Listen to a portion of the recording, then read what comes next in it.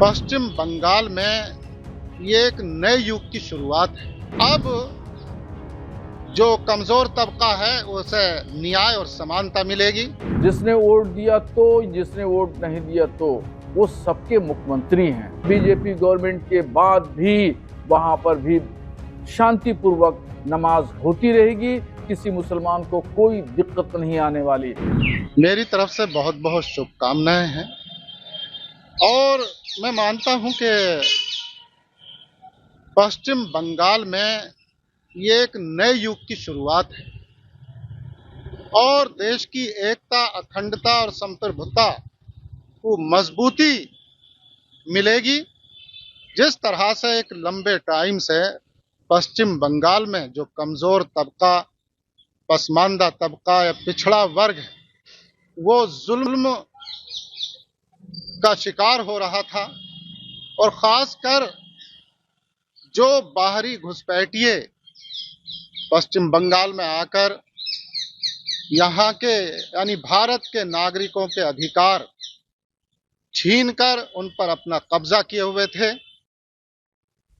तो अब जो कमजोर तबका है उसे न्याय और समानता मिलेगी।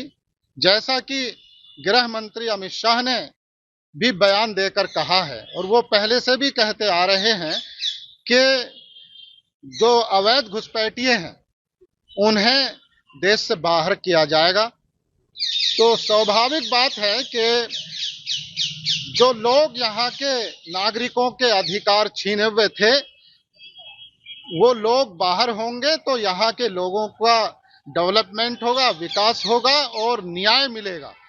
और हम इस बात का समर्थन पहले से ही करते चले आ रहे थे।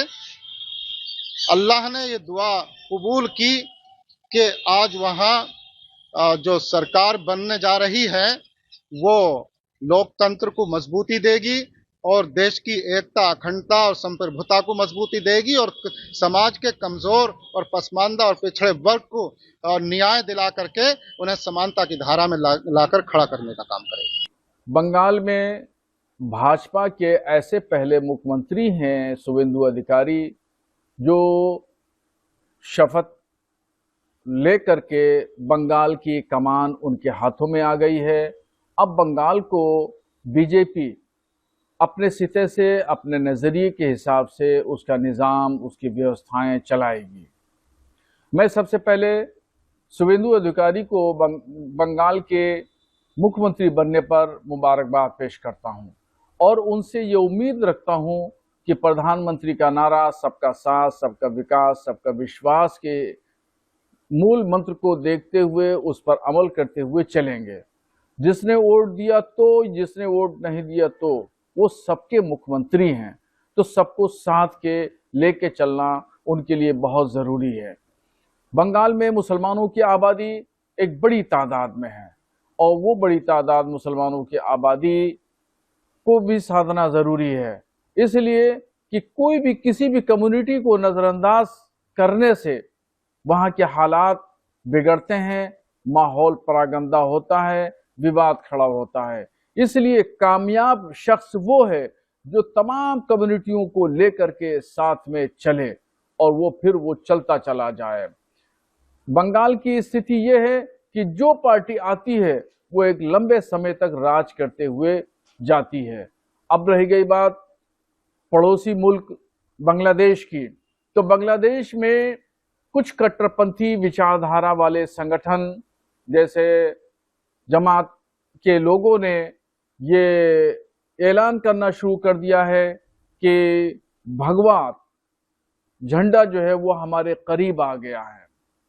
कुछ कट्टरपंथी संगठनों के लोगों ने यहाँ तक कहा कि 17 करोड़ मुसलमान बांग्लादेश के वो बंगाल में मुसलमानों के साथ अत्याचार के लिए घुसने के लिए तैयार हैं।